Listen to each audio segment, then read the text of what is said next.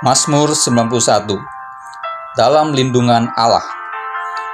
Orang yang duduk dalam lindungan yang maha tinggi dan bermalam dalam naungan yang maha kuasa akan berkata kepada Tuhan, tempat perlindunganku dan kubu pertahananku, Allahku yang kupercayai. Sungguh dialah yang akan melepaskan engkau dari jerat penangkap burung, dari penyakit sampar yang busuk. Dengan kepaknya ia akan menundungi engkau. Di bawah sayapnya engkau akan berlindung. Kesetiaannya ialah perisai dan pagar tembok. Engkau tak usah takut terhadap kedahsyatan malam, terhadap panah yang terbang di waktu siang, terhadap penyakit sampar yang berjalan di dalam gelap, terhadap penyakit menular yang mengamuk di waktu petang. Walau 1.000 orang rebah di sisimu dan 10.000 di sebelah kananmu, tetapi itu tidak akan menimpamu. Engkau hanya menontonnya dengan matamu sendiri dan melihat pembalasan terhadap orang-orang fasik. Sebab Tuhan ialah tempat perlindunganmu. Yang Maha Tinggi telah kau buat tempat perteduhanmu. Malapetaka tidak akan menimpa kamu, dan tulah tidak akan mendekat kepada kemahmu. Sebab malaikat-malaikatnya akan diperintahkannya kepadamu untuk menjaga engkau di segala jalanmu. Mereka akan menatang engkau di atas tangannya, supaya kakimu jangan terantuk kepada batu. Singa dan ular tedung akan kau langkahi. Engkau akan menginjak anak singa dan ular naga. Sungguh hatinya melekat kepadaku, maka aku akan meluputkannya. Aku akan membentenginya, sebab ia mengenal namaku. Bila ia berseru kepadaku, aku akan menjawab. Aku akan menyertai dia dalam kesesakan. Aku akan meluputkannya dan memuliakannya. Dengan panjang umur akan kukenyangkan dia, dan akan kuperlihatkan kepadanya keselamatan daripadaku. Haleluya, shalom Bapak Ibu dan adik-adik sekalian. Puji Tuhan, kita kembali berkumpul pagi hari ini untuk memuji menyembah nama Tuhan. Mari kita angkat suara kita yang terbaik yang kita berikan buat Tuhan pagi hari ini. Haleluya.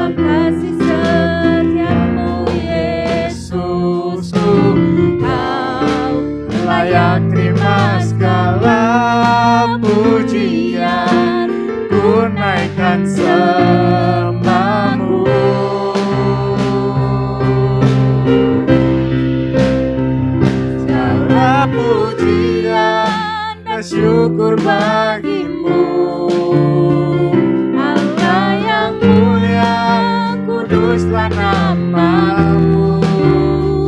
Kaulah yang awal, yang akhir dari segalanya. Yesus, segala puja bagiku.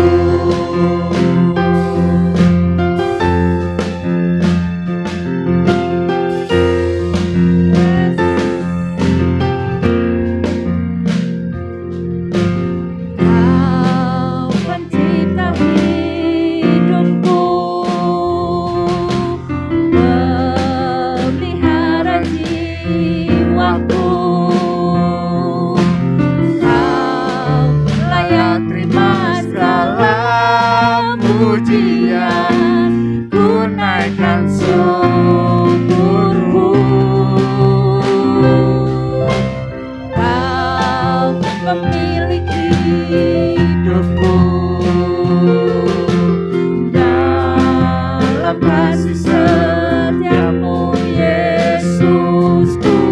Kau layak terima segala pujian, ku naikkan sembahmu.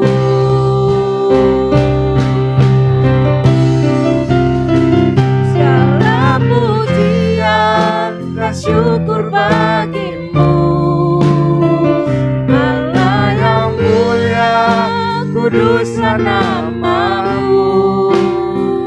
Kaulah yang awal, yang akhir dari segalanya, Yesus, segala pujian bagimu. Segala pujian dan syukur bagimu, Allah yang mulia, kuduslah namamu. Kaulah yang awal, yang akhir dari segalanya, Yesus, segala pujian bagimu. Segala pujian dan syukur bagimu, Allah yang mulia, kuduslah namamu.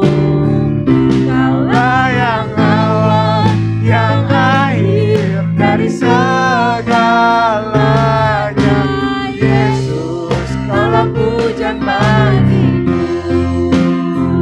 Kaulah yang awal, yang akhir dari segalanya, Yesus, segala pujian bagiku. Kaulah yang awal, yang akhir dari segalanya, Yesus, segala pujian bagiku.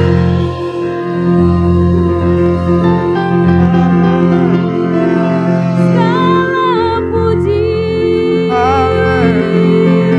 segala hormat hanya bagimu Tuhan. Kami naikkan syukur kami kepadamu, Yesus Tuhan. Terima kasih. Oh, haleluya. Terima kasih Tuhan. Terima kasih buat penyertaan-Mu hari ini. Terima kasih Yesus Tuhan. Haleluya.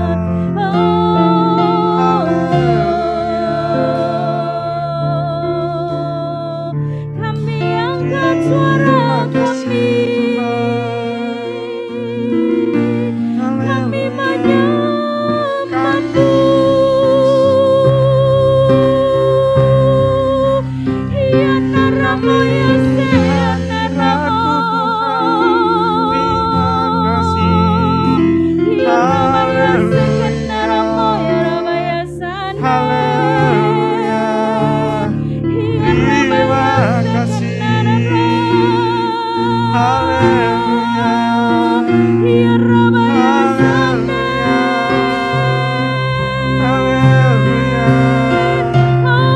Oh, haleluya. Terima kasih buat penyertaan-Mu hari ini, buat kasih-Mu hari ini. Haleluya. Haleluya. Oh, terima kasih. Haleluya. Oh,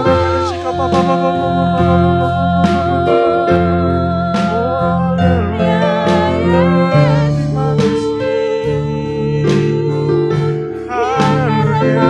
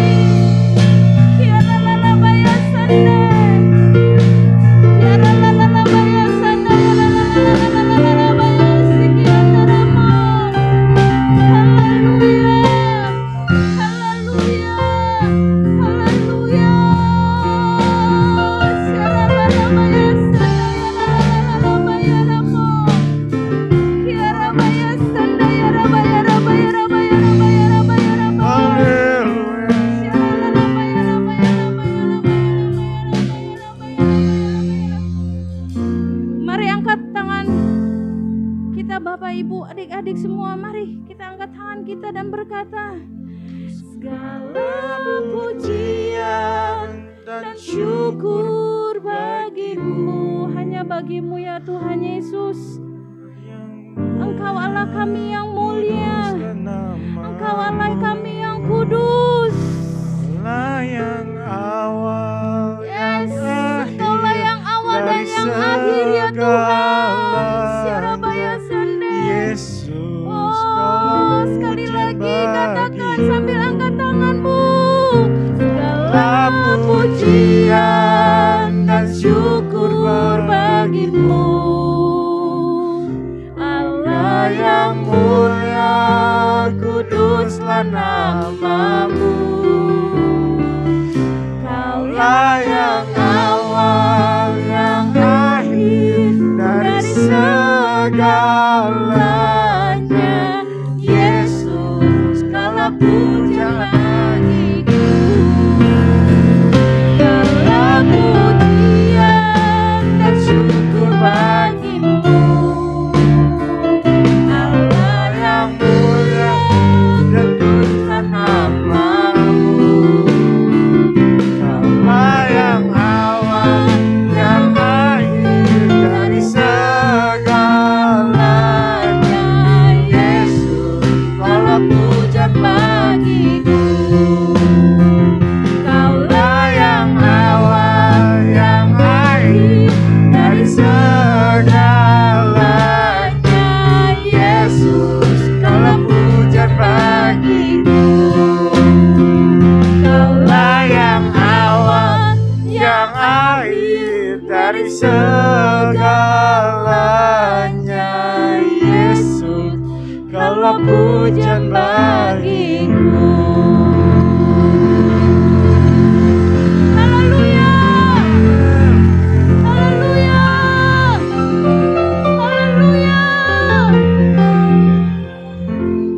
Terima kasih Tuhan untuk berkat-Mu hari ini, untuk pagi yang cerah pada pagi hari ini. Dan sekarang kami ingin lagi untuk bersemangat memuji-Mu nama Tuhan ya Tuhan.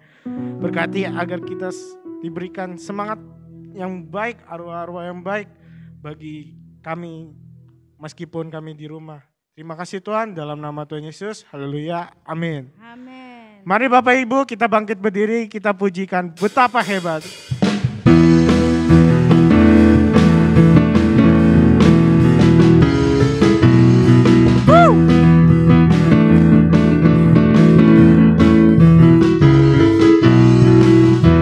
Berkuasa di bumi di surga,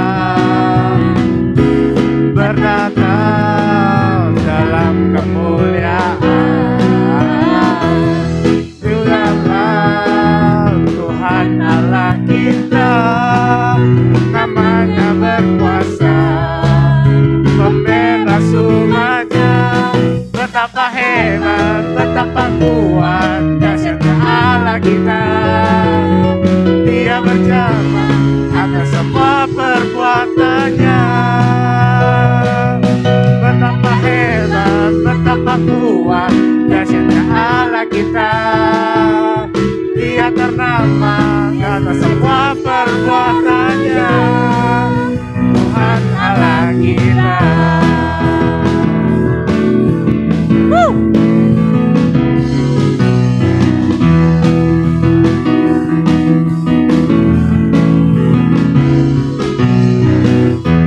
Berkuasa di bumi di surga, bertata dalam kemuliaan. Wow, Dialah Tuhan Allah kita, namanya berkuasa, pembebas umatnya. Betapa hebat, betapa kuat, dahsyatnya Allah kita. Dia ternama atas semua perbuatannya. Betapa hebat, betapa kuat, dahsyatnya Allah kita. Dia menerima atas semua perbuatannya.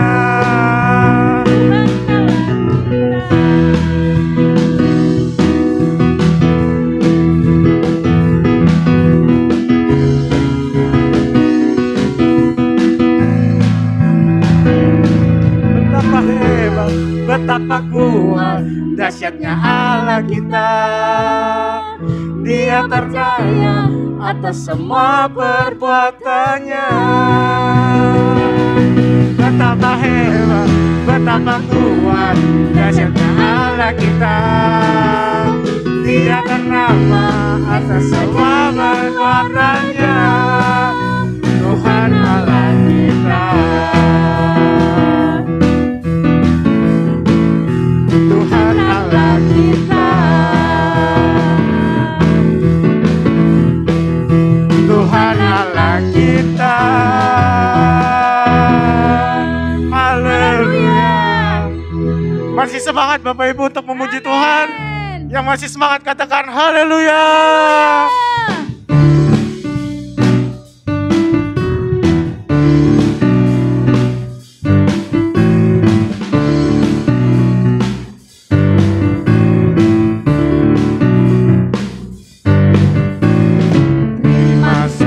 Cita surga, itulah kekuatan bagi jiwa. Ku dapat rasakan kasih-Nya di tengah badai yang bergelora. Terima sukacita surga, itulah kekuatan bagi jiwa. Ku dapat saksikan kuasa-Nya menaklukkan badai yang bergelora. Haleluya. Kaulah dalam hatiku, takkan patah semangatmu, takkan hilang kekuatanmu. Haleluya. Tuhan bersorak bagiku, cinta surga nyata penuhiku.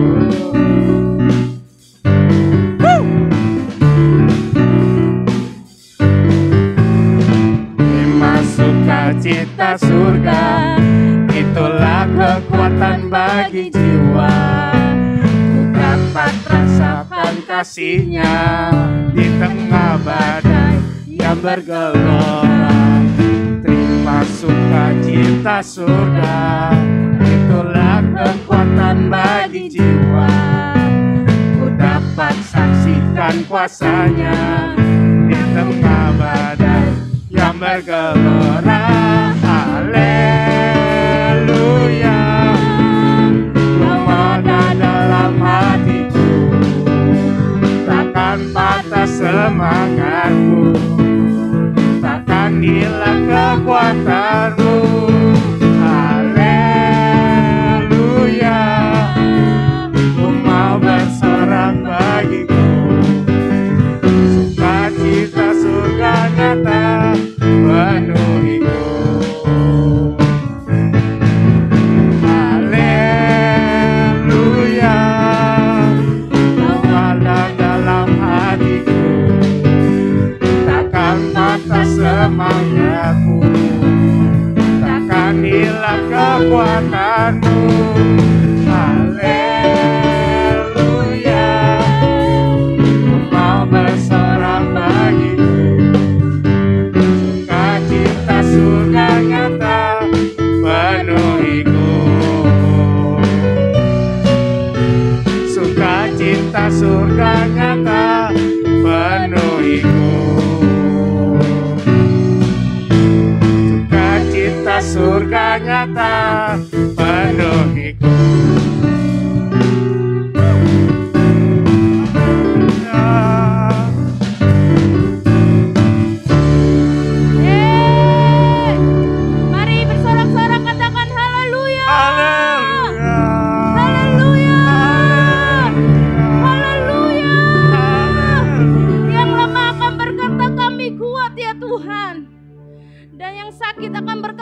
Disembuhkan ya Yesus. Karena akan ada kuasa yang mengalir di setiap rumah-rumah kami pada saat pagi ini ya Tuhan. Oh haleluya, haleluya, haleluya. Sukacitamu memenuhi setiap kami Yesus. Sukacitamu memenuhi setiap ruangan yang kami pakai untuk beribadah ya Tuhan. Terlebih sukacitamu memenuhi kehidupan kami Tuhan. Karena firman-Mu berkata ya Tuhan, hati yang gembira adalah obat yang manjur. Hati yang gembira itu yang akan membangkitkan semangat kami. Ya Yesus, sukacita-Mu mengalir. Sukacita-Mu mengalir. Sukacita-Mu mengalir ya Tuhan. Sukacita-Mu mengalir ya Roh Kudus. Ya Rabai, ya Rabai, ya Rabai, ya Rabai. Mari Bapak Ibu, adik-adik semua mulai bermazmur bagi Tuhan, mulai menyembah, mulai berkata-kata kepada Tuhan. Katakan kepada Tuhan, Engkaulah kesukaan kami, Engkaulah tempat perlindungan kami, Engkau beserta dengan kami, dan kami tidak akan takut ya Tuhan. Kami tidak akan gentar ya Yesus, karena Engkau bersama dengan kami. Musim boleh berganti ya Tuhan, keadaan boleh berganti, tetapi kasih setia-Mu tetap ada bersama dengan kami. Terima kasih, terima kasih, terima kasih, terima kasih, terima kasih. Ya Yesus, ya Yesus, yang merasakan bahwa Tuhan benar-benar setia, mulai mengucap syukur, mulai berterima kasih. Oh, Engkau memelihara kami Tuhan, Engkau memelihara kami Yesus. Engkau ada bersama kami, sebab itu kami tak takut, kami tak bimbang, kami tak khawatir. Allah Israel yang ada bersama dengan kami, Yesus Kristus, Yesus Kristus. Ya nama, ya nama, ya nama, ya nama, ya nama, ya nama, ya nama, ya nama, ya nalalaba ya shanda. Makasih ya Tuhan. Musim akan selalu berganti. Katakan dengan iman, kasih Tuhan tetap abadi, tak akan berubah sampai selamanya. Ku tetap percaya, kami percaya ya Tuhan. Ku tahu Engkau Allah mengasihi. Ku yakin Tuhan melindungi. Burung di udara Tuhan pelihara karena kasih-Nya. Tuhan selalu menolongku, selalu menjagaku. sehelai di rambutku tak akan terjatuh tanpa seizin-Mu. Tuhan selalu menolongku, selalu menjagaku, siap mengangkatku dan peliharaku.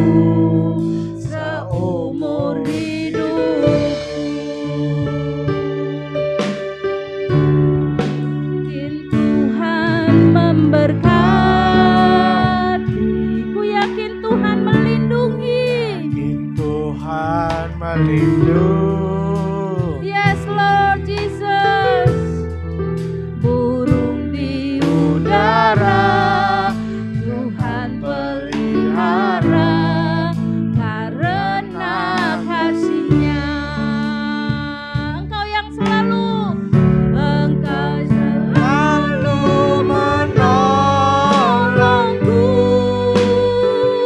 Selalu menjagaku, sehelai di rambutku tak akan terjatuh tanpa seizin-Mu. Tuhan selalu menolongku, selalu menjagaku. Dia mengenyangkanku dan meliharaku seumur hidupku. Tuhan Selalu menolongku, Engkau yang selalu menolong kami, selalu menjagaku. Yes. Sehelai di rambutku tak akan terjatuh tanpa seizin-Mu. Tuhan selalu menolongku, selalu menjagaku.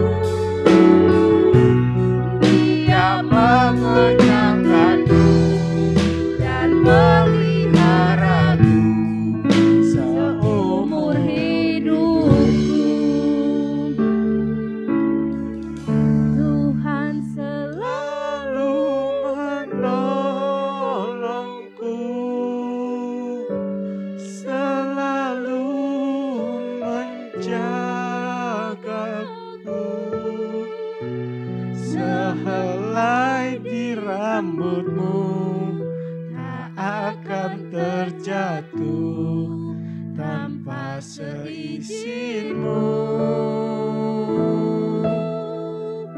Tuhan selalu menolongku, selalu menjagaku. Dia mengenyangkanku dan peliharaku seumur hidupku.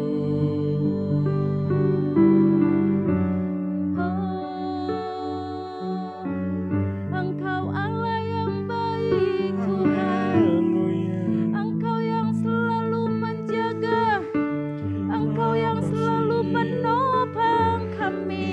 Terima kasih. Engkau Allah yang tak pernah tertidur ya Tuhan. Bahkan dimanapun kami berada ya Tuhan, apapun yang kami lakukan ya Tuhan, Engkau selalu ada di samping kami ya Tuhan. Yes. Pada saat kami pun ya Tuhan mengalami keadaan yang susah Tuhan, Haleluya. Engkau sendiri Tuhan dengan tangan-Mu yang menghibur kami Tuhan. Engkau yang memeluk kami ya Yesus. Buat kasih-Mu hari ini. Pada saat kami Haleluya. mulai menjauh ya Tuhan, Haleluya. Terima kasih. Engkau merindukan kami ya Tuhan. Haleluya. Engkau menanti-nantikan kami untuk kami kembali kepadamu. Terima kasih. Haleluya. Pagi ini kami berdoa ya Tuhan, buat setiap yang menonton Tuhan, bahkan ikut beribadah bersama dengan kami, mengalami sentuhan-Mu ya Yesus. Sentuh kami butuh-Mu ya Yesus. Kami butuh Engkau ya Tuhan.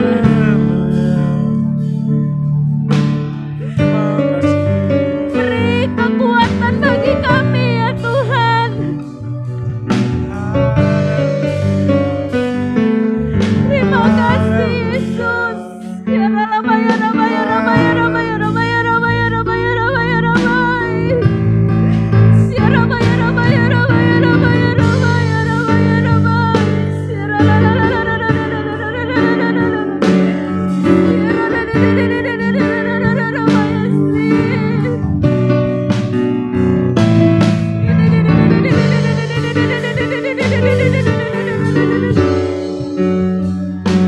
Terima kasih Yesus.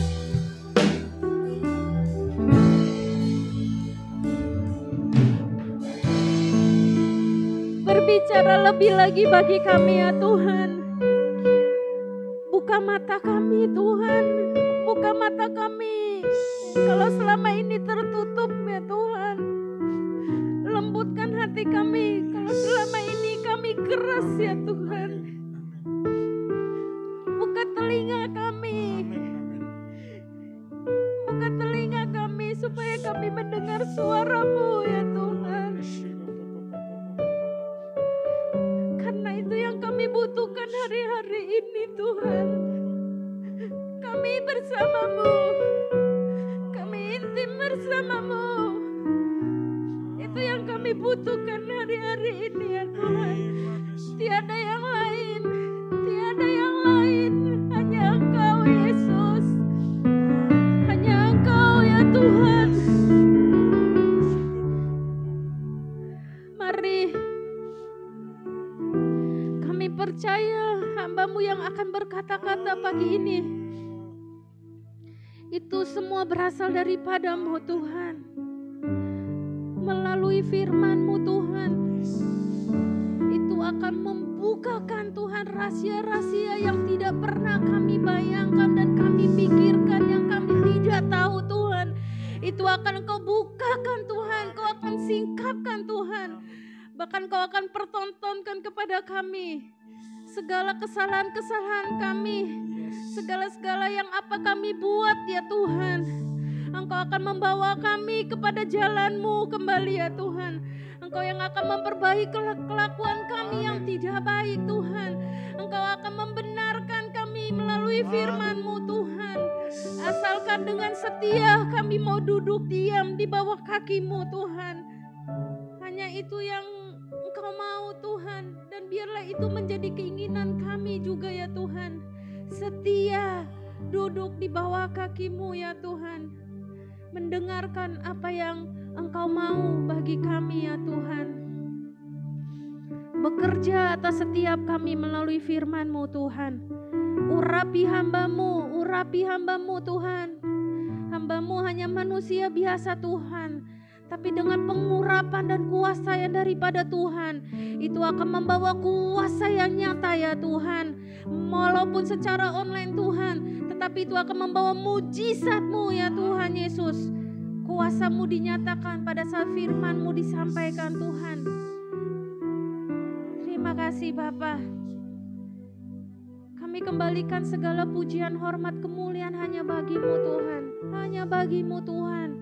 Engkau yang layak ya Tuhan. Kami siapkan hati kami, telinga kami, mata kami. Dan biarlah kami menjadi seorang murid yang baik, yang dengar-dengaran. Sama seperti seorang anak kecil yang taat akan orang tuanya ya Tuhan. Itu yang kami mau ya Tuhan.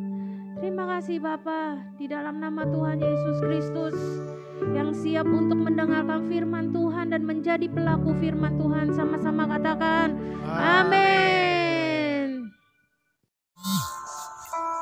Shalom Bapak Ibu Saudara. Mari kita perkatakan apa yang dimaksudkan dengan Pentakosta ketiga. 1. Pentakosta ketiga adalah pencurahan Roh Kudus yang dahsyat di zaman now, melebihi yang terjadi di Azusa Street. 2. Pentakosta ketiga akan mengakibatkan penuaian jiwa yang terbesar dan yang terakhir sebelum Tuhan Yesus datang kembali. 3. Pentakosta ketiga akan membangkitkan generasi Yeremia, yaitu anak-anak muda yang dipenuhi Roh Kudus, cinta mati-matian kepada Tuhan Yesus, tidak kompromi terhadap dosa, dan akan bergerak untuk memenangkan jiwa. 4. Pentakosta ketiga lahir di Indonesia dan bergerak ke bangsa-bangsa. Gerakan ini dari timur ke barat dan akan kembali ke Yerusalem. 5. Pentakosta ketiga akan memberikan kuasa untuk menyelesaikan amanat agung, dan setelah itu Tuhan Yesus datang kembali. Amin. Shalom Bapak Ibu Saudara, kita terus percaya dan perkatakan bahwa tahun 2021 adalah tahun integritas. Apabila kita berbicara tentang integritas, ada satu teladan yang perkataan, hati, dan tindakannya selaras. Pribadi spesial inilah yang menjadi tema Voice of Pentecost hari ini, yaitu Jesus, the man of integrity. Bagi orang percaya, membangun integritas sama halnya dengan hidup sama seperti Yesus telah hidup. Mari kita lihat apa saja yang Yesus lakukan. Yang pertama, perkataan dan tindakan Yesus. Sekalipun Yesus sedemikian sempurna, tidak semua orang itu menyukainya. Banyak yang ingin mendengar khotbah Yesus justru untuk menjebaknya. Mereka berusaha mencari-cari kesalahan Yesus. Akan tetapi, pada akhirnya, perkataan Yesus tidak pernah dapat dibantah. Mengapa demikian? Karena Yesus selalu mempraktekkan apa yang ia katakan. Yesus tidak hanya jago khotbah, tetapi dia melakukan dan menghidupi firman. Dalam Matius 23 ayat 3, Yesus menyindir ahli-ahli Taurat dengan mengatakan kepada orang banyak, "Sebab itu, turutilah dan lakukanlah segala sesuatu yang mereka ajarkan kepadamu. Tetapi janganlah kamu turuti perbuatan-perbuatan mereka, karena mereka mengajarnya tetapi tidak melakukannya." Yang kedua, sumber perkataan dan tindakan Yesus. Dalam Yohanes 12 ayat 49, Yesus mengatakan demikian, "Sebab aku berkata-kata bukan dari diriku sendiri, tetapi Bapa yang mengutus aku. Dialah yang memerintahkan aku untuk mengatakan apa yang harus aku katakan dan aku sampaikan." Selama hidupnya di bumi, Yesus tidak pernah mengatakan sesuatu dari dirinya sendiri. Ia sungguh-sungguh memastikan bahwa semua perkataan dan tindakannya itu bersumber dari Bapa. Dia tidak mengatakan sesuatu untuk kepentingannya pribadi, tetapi untuk kerajaan Allah. Yesus juga selalu memastikan bahwa semua yang dia lakukan sesuai dengan kehendak Bapa. Dengan cara demikian, Yesus sungguh-sungguh menjaga integritasnya. Yang ketiga, aplikasi perkataan dan tindakan Yesus. Kita sudah melihat bagaimana Yesus sungguh-sungguh menjadi man of integrity. Di dalam Alkitab, ada beberapa tindakan Yesus dalam mengaplikasikan kehidupan yang berintegritas. Pertama, ketika menghadapi pencobaan, Yesus menolak untuk mengubah batu menjadi roti. Bukan masalah sanggup atau tidak sanggup, tetapi karena ini adalah rencana iblis. Ingat saudara, Yesus hanya mau melakukan kehendak Bapa. Kedua, menghadapi yang membutuhkan. Yesus tidak membeda-bedakan orang ketika memberikan pertolongan. Ketika ada seorang perempuan non-Yahudi yang memohon dengan sangat agar anaknya disembuhkan, Yesus tetap memberi pertolongan. Ketiga, menghadapi yang menjebak. Sepanjang perjalanan pelayanan Yesus sering dibanjiri dengan pertanyaan-pertanyaan jebakan. Tetapi Yesus selalu dapat menjawab dengan sangat tepat. Hal ini terjadi karena Yesus sungguh-sungguh berkata-kata hanya dari Bapa. Keempat, menghadapi yang berdosa. Ketika Yesus disalib, ia masih sempat berdoa dengan tulus kepada Bapa, sesuai dengan apa yang dia ajarkan selama ini mengenai pengampunan. Doanya, "Ya Bapa, ampunilah mereka sebab mereka tidak tahu apa yang mereka perbuat." Ini berarti Yesus tetap memegang integritasnya bahwa pengampunan tersedia bagi semua orang yang meminta ampun, sekalipun bagi mereka yang menyalibkan Yesus.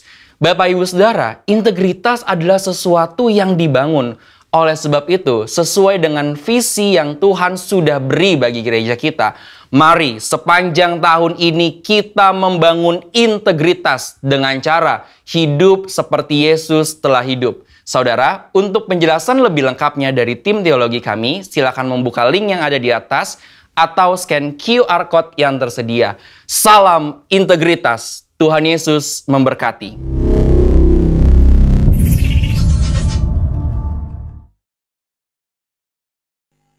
Shalom Bapak Ibu, Saudara kasih Tuhan. Apa kabarnya hari ini? Saya berharap semua dalam keadaan baik-baik saja di rumah. Nah Bapak Ibu, sebelum kita akan dengarkan firman Tuhan, saya pengen ajak Bapak Ibu Saudara sekalian untuk kita bersatu dalam doa. Kita berdoa sebentar Bapak Ibu. Bapa di dalam sorga, di dalam nama Tuhan Yesus Kristus, pagi hari ini kami mengucap syukur kepadamu ya Tuhan, karena Tuhan baik dalam hidup kami. Tuhan sudah memimpin, menjaga, memelihara hidup kami, sehingga sampai saat ini kami masih ada seperti kami ada saat ini karena kasih dan kemurahan Tuhan. Kami mau dengar firman-Mu ya Tuhan, biarlah Roh Kudus berkarya, Roh Kudus memberikan pengertian dalam hidup kami, dalam hati kami, supaya firman Tuhan yang akan kami sama-sama dengarkan pagi hari ini Tuhan, itu memberkati dan menguatkan kami Tuhan, dalam menjalani hari-hari ini khususnya Tuhan. Terima kasih ya Bapa, kami sudah berdoa mengucap syukur, dan kami mau dengarkan firman-Mu dengan penuh ucapan syukur. Haleluya. Amin. Bapak Ibu Saudara yang terkasih di dalam Tuhan, hari ini saya pengen sharing sesuatu yang buat saya pribadi itu penting, karena Tuhan juga berbicara itu kepada saya pribadi. Dan itu yang saya tergerak untuk sampaikan kepada Bapak Ibu Saudara sekalian. Pagi ini saya ingin berbicara tentang hari-hari ini adalah hari-hari yang jahat, kata Alkitab.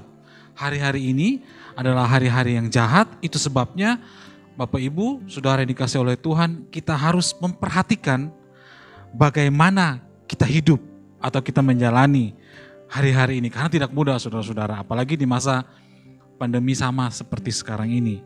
Nah, saya ajak Bapak Ibu Saudara sekalian yang ada di rumah yang menonton siaran ini, kita lihat dulu Alkitab kita di dalam kitab Efesus pasal yang kelima. Efesus pasal yang kelima ayat 15 sampai ayat yang ke-17. Efesus pasal yang kelima ayat 15 sampai yang ke-17. Saya akan bacakan 3 ayat ini. Bapak Ibu Saudara sekalian yang ada di rumah, ikuti pembacaan ini saudara-saudara. Efesus pasal 5 ayat yang ke-17, demikian bunyi firman Tuhan. Karena itu, perhatikanlah dengan saksama bagaimana kamu hidup. Janganlah seperti orang bebal, tetapi seperti orang arif. Ayat 16, ini yang akan saya jelaskan saudara-saudara pada pagi hari ini. Dan pergunakanlah waktu yang ada, karena hari-hari ini adalah jahat. Ayat 17, sebab itu janganlah kamu bodoh, tetapi usahakanlah supaya kamu mengerti kehendak Tuhan. Nah, saudara yang terkasih dalam Tuhan, kalau Alkitab berbicara tentang hari-hari yang jahat, ini berbeda atau ini tidak berarti begini Bapak Ibu. Perhatikan baik-baik Bapak Ibu. Ketika Alkitab berkata hari-hari ini adalah hari-hari yang jahat, ini tidak berarti bahwa ada hari-hari tertentu yang lebih baik dari hari yang lain. Alkitab nggak mengajarkan itu ya Bapak Ibu, saudara sekalian. Tidak ada di dalam kekristenan atau dalam pengajaran dalam Alkitab yang ngajarin misalnya hari Senin itu lebih baik dari hari Selasa. Hari Selasa itu lebih baik daripada hari Rabu, atau hari Minggu lebih baik daripada yang lain. Karena orang Kristen itu ibadahnya di hari Minggu. Nah saudara, Anda harus mengerti ini baik-baik.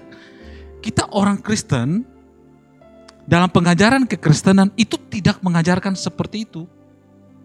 Jadi tidak ada pengajaran di Alkitab yang mengajarkan ada hari tertentu yang lebih baik daripada hari yang lain. Atau ada minggu tertentu itu lebih baik daripada minggu yang lain. Atau ada tahun tertentu itu lebih baik daripada tahun yang lain. Nah saudara, di salah satu suku di Indonesia itu ada, bukan cuma satu suku, ada beberapa suku yang mengajarkan seperti itu saudara. Contohnya suku Jawa, itu ada primbon yang kalau mau nikah aja harus cari yang baik. Yang kalau mau sunatkan anaknya harus cari hari yang baik. Jadi dalam kultur ada orang Medan juga ada, tapi orang Jawa nih paling banyak saudara, primbonnya tuh luas banget. Itu ada hari-hari baik tertentu. Jadi kalau mereka mau melakukan satu acara-acara penting, itu nggak sembarangan. Tapi itu orang-orang Jawa yang masih berpegang teguh dengan budaya-budaya mereka. Nah, maksud Alkitab Bapak Ibu yang dikasih Tuhan dalam ayat yang ke-16, pergunakanlah waktu yang ada karena hari-hari ini adalah jahat. Bukan seperti itu. Jadi orang Kristen kalau mau bikin acara penting, mau syukuran karena masuk ke rumah baru, tidak boleh cari-cari penanggalan seperti tadi. Kita cari dulu, hari Rabu nih, Rabu apa? Baik nggak? Oh, nggak bisa. Orang Kristen tidak diajarkan seperti demikian saudara-saudara ya, seperti ada suku-suku di daerah kita tertentu yang mengajarkan hari-hari tertentu, hari-hari baik. Jadi kalau hari baik itu baru bisa diadakan misalnya pernikahan, baru bisa diadakan ucapan syukur dan sebagainya. Nah saudara, saya tegaskan sekali lagi, di dalam kekristenan tidak ada pengajaran seperti itu. Tuhan menjadikan semuanya hari itu baik. Senin sampai Sabtu termasuk Minggu sama adanya di hadapan Tuhan, saudara-saudara yang kasih Tuhan.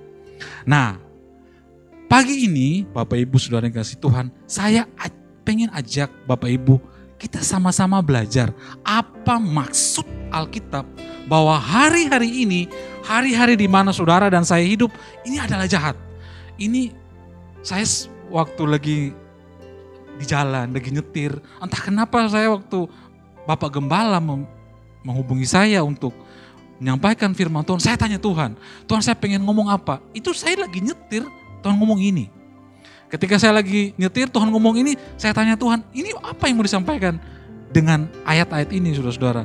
Lalu sambil waktu saya renungkan dan Tuhan beritahu sama saya apa yang Tuhan maksud, apa yang Alkitab maksud dengan hari-hari yang jahat saudara-saudara. Nah, mari saya ajak saudara belajar.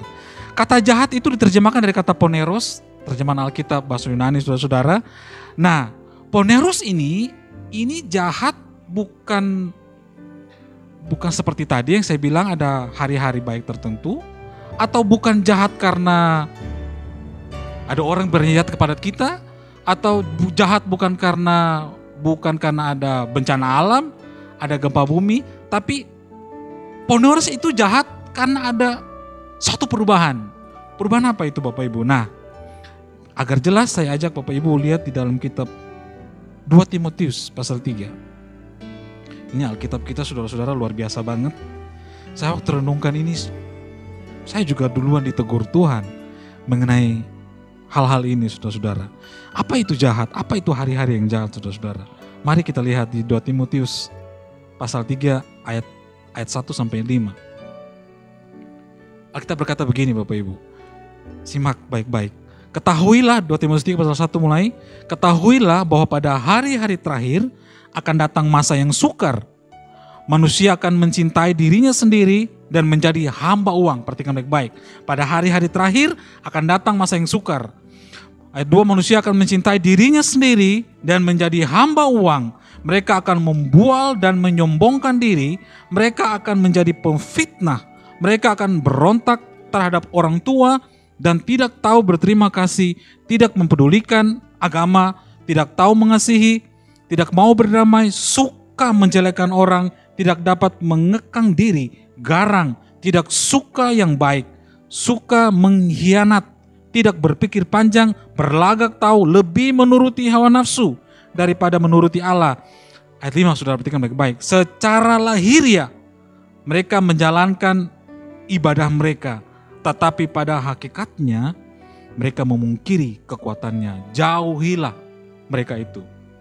Saudara perhatikan baik-baik. Saya akan hubungkan karena ini berkaitan banget saudara-saudara.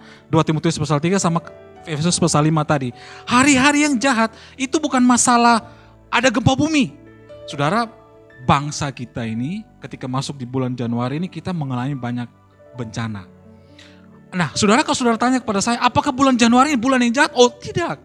Alkitab tidak mengajarkan ketika kita masuk ke bulan Januari, negara kita mengalami banyak bencana, berarti bulan Januari bulan yang jahat. Apakah Alkitab berkata begitu? Alkitab tidak mengajarkan begitu. Ada banyak bencana, apakah bulan Januari bulan yang jahat, saudara-saudara? Oh, tidak. Bukan begitu maksud Alkitab dengan mengatakan bahwa hari-hari ini yang adalah jahat. Bukan seperti yang saya katakan tadi, karena banyak bencana, karena banyak gempa bumi, wah itu waktu yang jahat. Wah, bulan Januari bulan yang jahat bagi kita umat manusia, khususnya bangsa Indonesia. Saudara, pengertian yang jahat tidak seperti itu. Lalu seperti apa pengertian yang jahat yang dimaksud firman Tuhan?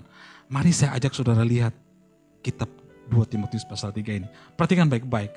Ketahuilah bahwa pada hari-hari terakhir akan datang masa yang sukar. Apa maksud sukar di sini? Saudara lihat. Kalau belajar Alkitab, kalau saudara pengen menelaah Alkitab, belajar Alkitab, saudara agak susah memahaminya, saudara tinggal lihat ayat-ayat selanjutnya. Apa itu masa-masa yang sukar? Saudara lihat mulai ayat 2. Manusia akan mencintai dirinya sendiri, menjadi hamba uang, mereka akan membual dan menyombongkan diri, mereka akan menjadi pemfitnah, memberontak terhadap orang tua, dan seterusnya, dan seterusnya, dan seterusnya. Saudara, kalau Anda perhatikan ayat-ayat ini, satu demi satu, saudara akan ketemu hari-hari yang jahat dan masa yang sukar itu sebenarnya bukan bicara tentang adanya bencana alam, adanya pandemi seperti sekarang ini. Mungkin orang dunia akan berkata tahun 2020 itu tahun yang parah, tahun yang jahat, ada pandemi terjadi. Mungkin orang yang tidak mengenal Tuhan akan berkata bulan Januari itu bulan yang jahat bagi kita bangsa Indonesia. Tapi saya akan beritahu, pengertian Alkitab tentang yang jahat itu sebenarnya bukan itu. Lalu yang jahat itu apa? Yang jahat adalah, saudara perhatikan, adanya perubahan yang terjadi dalam karakter atau moral manusia. Saya ulangi, yang Alkitab katakan bahwa hari-hari ini adalah jahat atau masa ini adalah masa yang sukar, bukan masalah adanya gempa bumi, bukan adanya masalah penyakit, sampar, pandemi yang datang menimpa manusia, bukan masalah kecelakaan pesawat atau apalah yang saudara bisa katakan. Tapi saya ingin beritahu, yang Alkitab katakan maksudkan bahwa hari-hari ini, masa-masa ini adalah masa yang jahat, masa yang sukar, itu adalah terjadinya perubahan, kemerosotan moral dalam setiap manusia. Termasuk di dalamnya anak-anak Tuhan, saudara-saudara. Saudara perhatikan itu baik-baik. 2 Timotius pasal 3 mulai ayat 2. Di situ Alkitab menjelaskan detail terjadinya kemerosotan, itu bahasa kerennya degradasi moral atau dekadensi moral dalam diri setiap orang. Itu yang bahaya, saudara-saudara. Saya ulangi, degradasi moral, dekadensi moral itu bahasa kerennya atau kemerosotan moral. Sesungguhnya bagi Tuhan itu yang berbahaya. Bencana alam, kelaparan, pandemi, buat Tuhan gak berbahaya sebenarnya. Itu Tuhan izinkan semua terjadi dengan maksud dan tujuan Tuhan tertentu. Yang bahaya di mata Tuhan adalah ketika merosotnya moral manusia, apalagi moral anak-anak Tuhan, saudara-saudara. Dan di 2 Timotius 3 ini jelas Alkitab menunjukkan anak Tuhan pun mengalami ini di hari-hari terakhir. Ada begitu banyak anak Tuhan yang mengalami kemerosotan moral. Nah, masa yang sukar itu bukan bicara gempa dan sebagainya. Saya ulangi, masa-masa yang sukar, hari-hari yang jahat, bukan masalah gempa, penyakit dan sebagainya. Tapi terjadinya kemerosotan moral yang luar biasa dalam umat manusia, khususnya dalam diri anak-anak Tuhan. Nah, saudara, ini yang mau saya tekankan. Saya nggak bisa pelan-pelan, saudara, saya cepat. Karena sedikit waktu paling lama 30 menit, saudara-saudara. Nah, ini saya mau jelaskan. Hari-hari ini, bukankah kita hidup di masa ini, saudara? Ada begitu banyak kemerosotan moral yang terjadi. Yang kita hidup sekarang ini, Bapak Ibu Saudara. Kita di tengah-tengah situasi yang mungkin kita nggak sadar. Mungkin kita nggak sadar kita sedang melakukan sesuatu. Itu makanya, saudara, ketika saya lagi ngomong, Tuhan saya mau bawa apa, tiba-tiba Tuhan kasih tahu ini, dan saya mau ngomong apa, Tuhan, tiba-tiba Tuhan bukain. Kamu lihat aja nih di sekitar dunia ini. Lalu saya ambil waktu tertentu untuk ya istirahat lah, narik Grab istirahat dulu. Untuk renungan ini. Dan waduh, saya waktu Tuhan kasih tahu satu, saya kaget. Waduh, ternyata saya ada di dalamnya saudara. Saya melakukan itu hal-hal yang membuat saya merosot secara moral. Membuat rohani saya juga merosot. Saya lakukan itu tanpa saya sadari. Saya kasih contoh saudara-saudara. Dulu, saya waktu masih ada di gereja dulu, orang Kristen tahun 80-an, tahun 90-an, kalau berbicara tentang perceraian di dalam gereja itu tabu.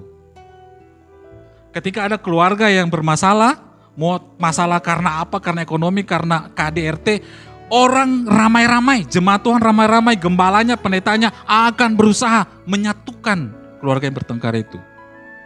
Ini contoh ya saudara. Sekarang saudara-saudara, jangankan menyatukan, ada loh pendeta yang ketika ada keluarga bermasalah, cerai-cerai aja. Bahkan ada pendeta yang memberkati kembali orang yang tadi bercerai. Cerai hidup loh ya, bukan cerai mati. Kalau cerai udah mati oke lah, diberkati gak masalah. Sekarang ada pendeta yang berkati orang yang cerai hidup. Artinya apa? Pasangannya masih hidup, tapi diberkati oleh pendeta. Pendeta tahu nggak? Tahu pendetanya. Itu saudara-saudara yang saya bilang tadi. Dulu orang Kristen tahun 80-an, tahun 90-an, bicara perceraian aja tuh kayaknya tabu.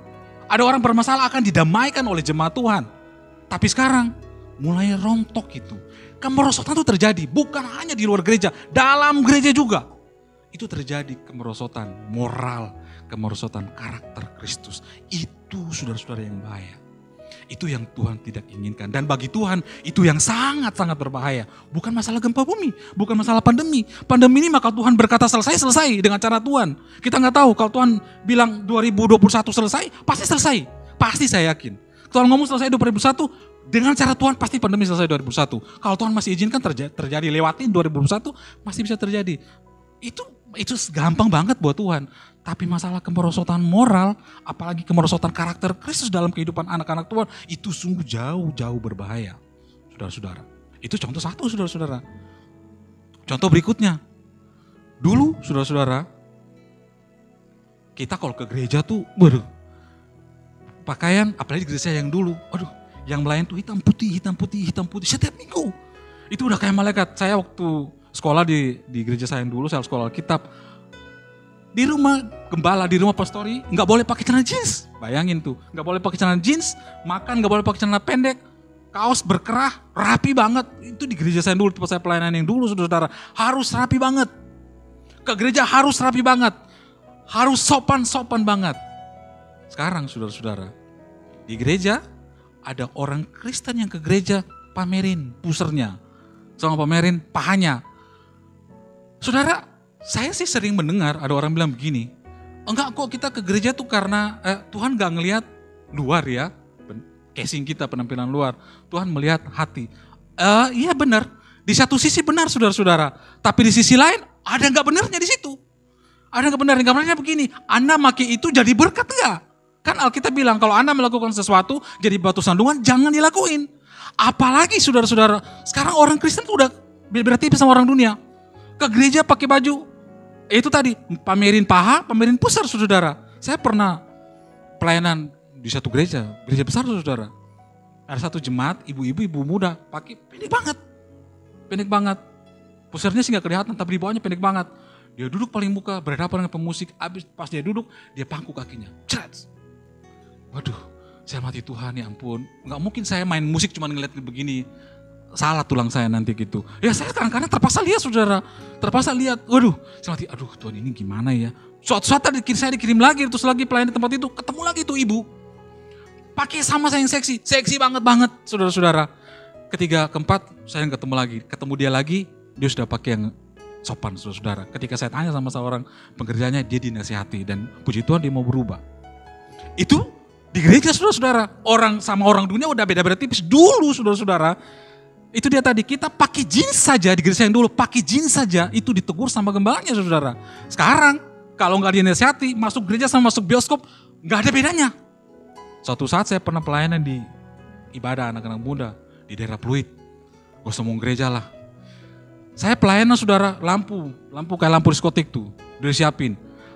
Itu yang melayani saudara pakai pendek semua, kelihatan di atas, persis kayak diskotik. Persis kayak kita mau striptease di sebuah klub.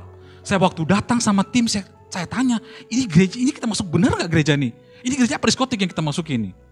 Teman-teman saya yang setim ngomong, iya gereja. Gereja saudara. Itu waktu nyanyi lampu dinyalain doang segala macam. Saya pikir ini diskotik apa gereja sih? Saudara-saudara, saya ingin beritahu anak-anak muda khususnya nih. Kalau ada yang dengar nih, Anda boleh mengikuti.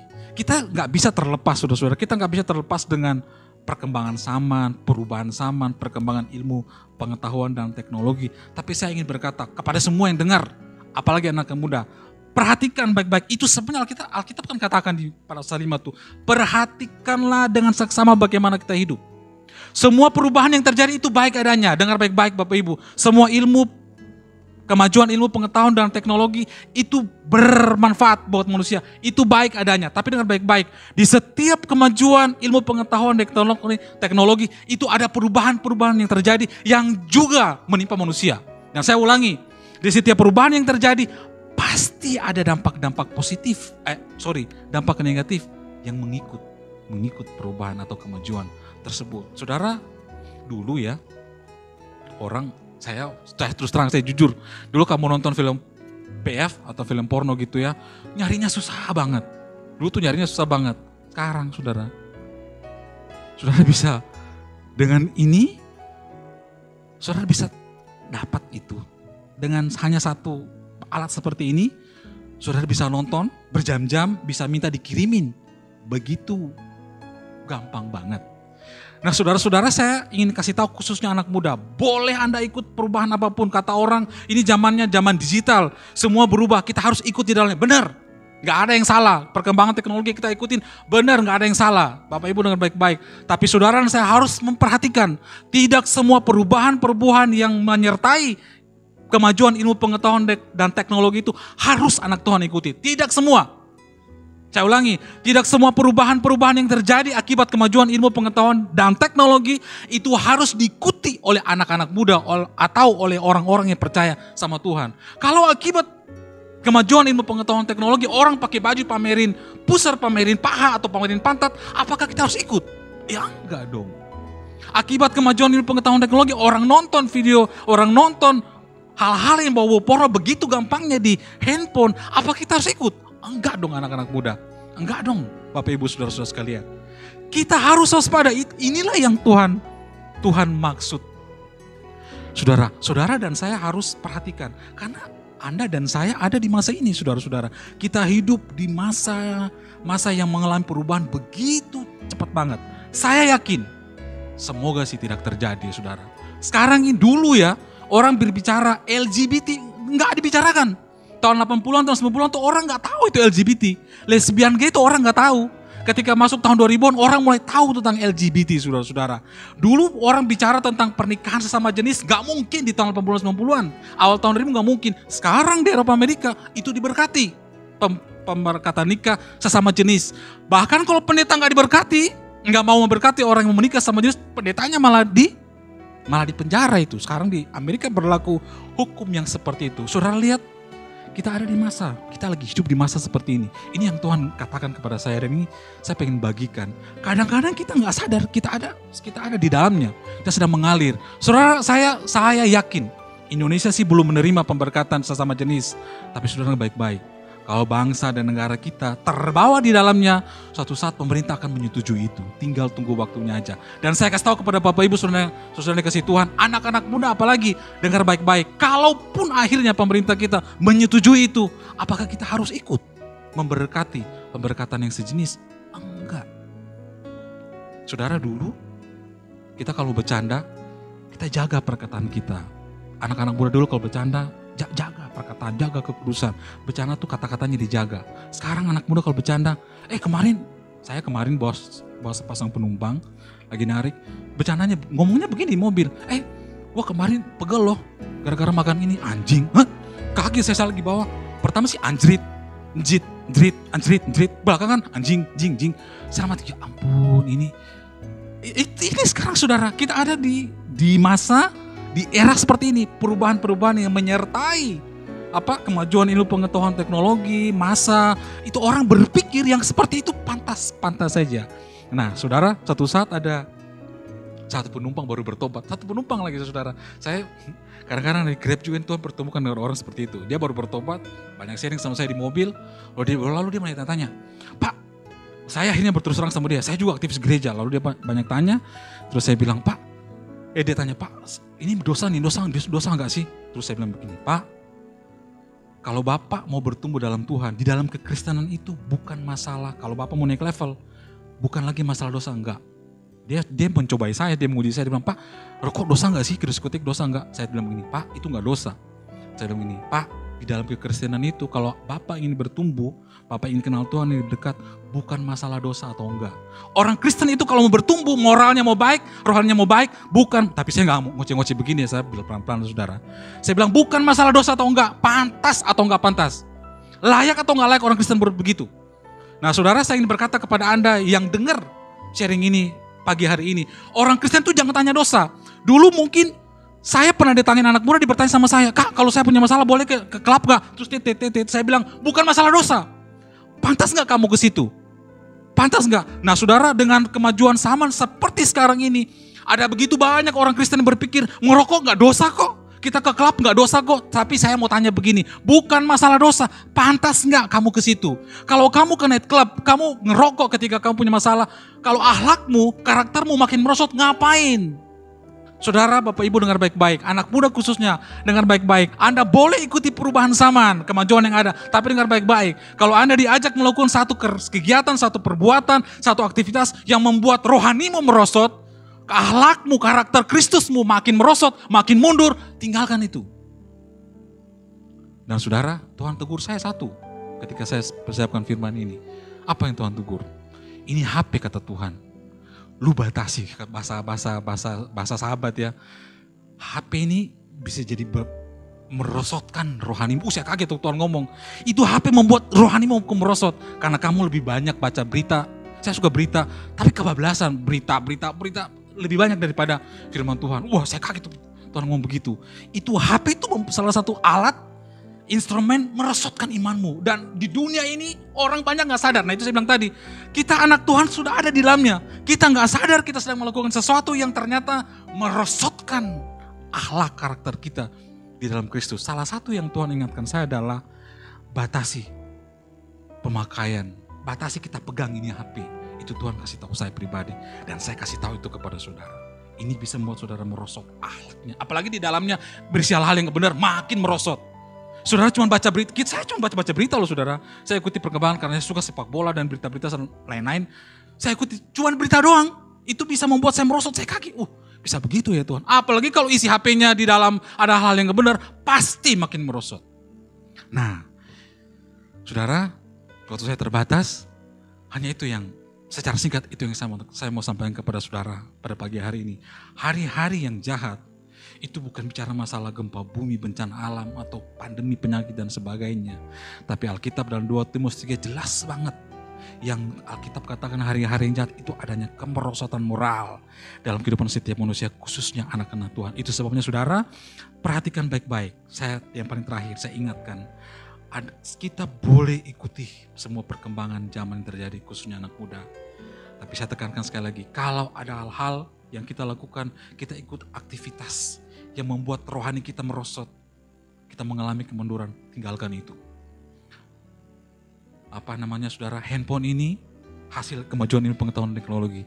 Tapi kalau kita nggak bisa mengolah diri kita, ini bisa juga membuat rohani kita merosot. Saudara, perhatikan baik-baik kata Alkitab, bagaimana cara saudara dan saya hidup, supaya kita nggak kalah ketika kita ada dalam masa-masa seperti sekarang ini. Amin, demikian firman Tuhan. Tuhan memberkati kita semua. Mari kita tundukkan kepala kita dan kita akan berdoa kepada Tuhan setelah kita mendengarkan firman Tuhan tadi. Terima kasih Tuhan buat firman-Mu, biarlah firman-Mu terus menerangi hati pikiran kami ini, mengajar kepada kami, menyatakan kesalahan kami, memperbaiki kelakuan kami, dan membimbing kami di dalam kebenaran-Mu. Biar firman-Mu terus membersihkan segala pikiran kami supaya diselaraskan oleh apa yang menjadi pikiran dan kehendak-Mu. Terima kasih Engkau memberkati umat-Mu sekalian. Terima kasih ya Tuhan. Dan sekarang kami juga mengangkat doa buat bangsa dan negara kami ini. Engkau terus melindungi, Engkau terus membimbing bangsa negara kami ini, supaya Engkau memberi hikmat untuk dapat mengambil keputusan-keputusan yang bijaksana. Dan kami berdoa, biarlah topangan tangan-Mu ya Tuhan ada atas bangsa kami ini, untuk memimpin bangsa kami ini, supaya bangsa kami dapat mengatasi tekanan-tekanan dari pandemi COVID-19 ini ya Tuhan. Dan kami, bangsa kami dijagai, bangsa kami dilindungi dan diberkati senantiasa. Tuhan memberkati pemerintahan Indonesia ini.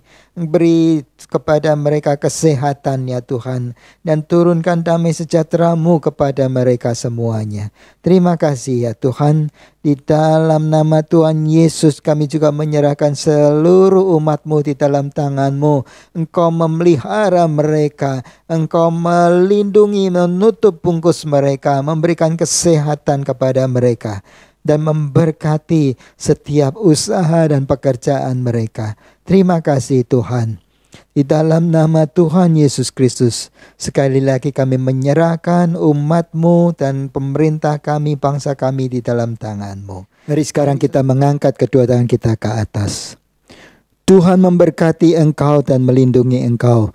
Tuhan menyinari engkau dengan wajah-Nya dan memberi engkau kasih karunia. Tuhan menghadapkan wajah-Nya kepadamu dan memberi engkau damai sejahtera. Dan biarlah topangan dari Roh Kudus yang menghibur, memberi kekuatan kepada saudara, menyertai saudara-saudara sekalian sampai selama-lamanya. Mari semua yang percaya kita katakan, amin. Bless the Lord, oh my soul.